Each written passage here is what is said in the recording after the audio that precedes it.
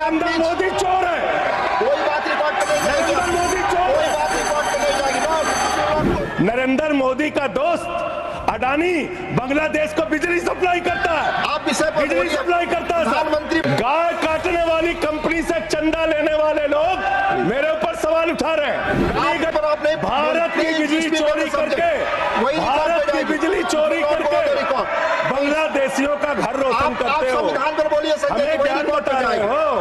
मस्जिद में मंदिर खोज रहे हैं पूरे देश के अंदर। ये दोहरी नीति नहीं चलेगी। कतर के शेखों के साथ बिजनेस करेंगे, दुबई के शेखों के साथ बिजनेस करेंगे, यहाँ मुसलमानों के खिलाफ हिंसा की बात करोगे।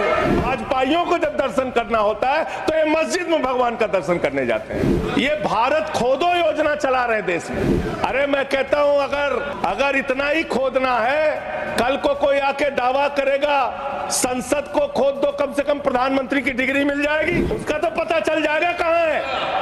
संसद खोद दो। अगर जेल वेल की बात करोगे ना, जिस दिन सत्ता परिवर्तन होगा एक भी आदमी बाहर नहीं दिखेगा। ऐसी बातें मत करो। आपस में बात नहीं। ये धमकी देने की बातें मत करो। अडानी की दलाली करने वाली सरकार हमसे सवाल कर रही है। भ्रष्टाचार से बोलेंगे। जेल 3 घंटे ईडी सीबीआई दे दो, सबको भेज दूंगा। वो बोल रहे हैं जेल क्यों गए? बात न करें, आप बोले संविधान पर। आप प्रोग्राम को आपस में बात। एक बात याद रखना, ये देश बाबा साहब के संविधान से चलेगा, किसी मोदी और अमित शाह के फरमान से नहीं चलेगा। तुम्हारा गठबंधन ईडी से है, ईडी से तुम्हारा गठबंधन, सीबीआई से तुम्हारा गठबंधन। यहाँ इंडिया गठबंधन है, वहाँ ईडी गठबंधन है। भारत के प्रधानमंत्री जिन्होंने देश के बड़े बड़े फैशन डिजाइनरों को भी फेल कर दिया, इतना सज के चलते। जरूरत से ज्यादा उतना ही काम करो जितना ठीक लगे। आप इधर बोले, आपस में बात। जरूरत से ज्यादा मत उड़ो। संजय जी प्लीज, जरूरत से ज्यादा मत उड़ो। भ्रष्टाचार के खिलाफ बोलेंगे। 3,02,000 करोड़ रुपए का ठेका इन लोगों ने इलेक्टोरल बॉन्ड के नाम पे लिया। सर ये मंत्री है सरकार के। बच्चों शांत हो जाओ, बच्चों हल्ला मत करो, बच्चों शांत, बच्चों हल्ला मत करो, बच्चों शांत।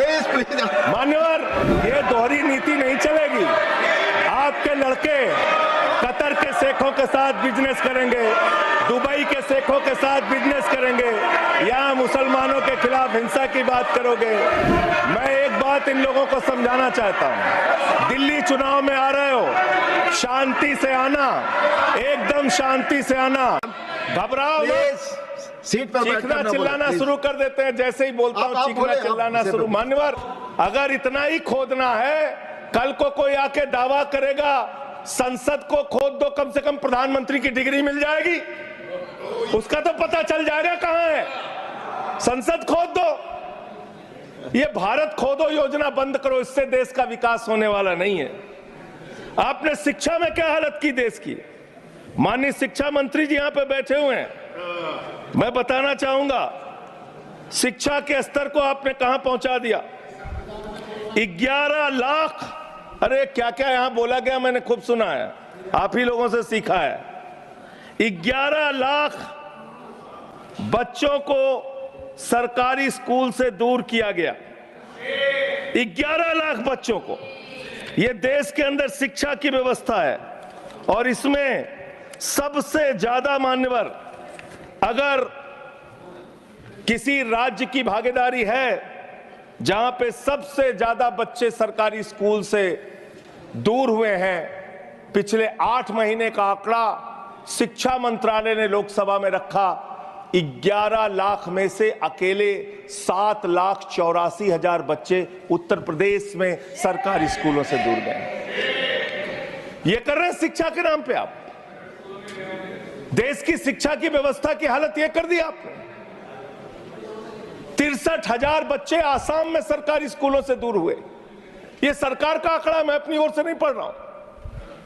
जब सरकार से पूछा गया शिक्षा पे कितना खर्च करते हैं, जीडीपी का कितना हिस्सा शिक्षा पे खर्च करते हैं, पिछले 3 वर्षों से भारत की सरकार जीडीपी पे 0.4% शिक्षा पे ऊपर खर्च करती है।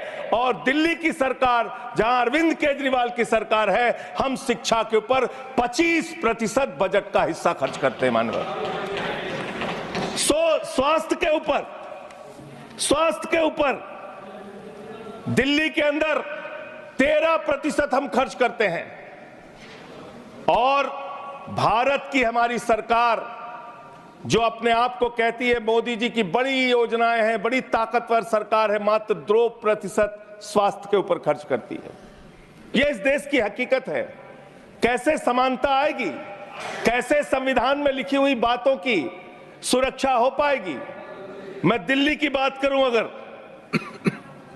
एक राज्य सरकार दिल्ली के लोगों ने भी चुना, जिसको आप चलने नहीं देते, बार बार उसके ऊपर रोक लगाते हैं, लेकिन उस राज्य सरकार के काम क्या हैं वो आपको जानना बहुत जरूरी है।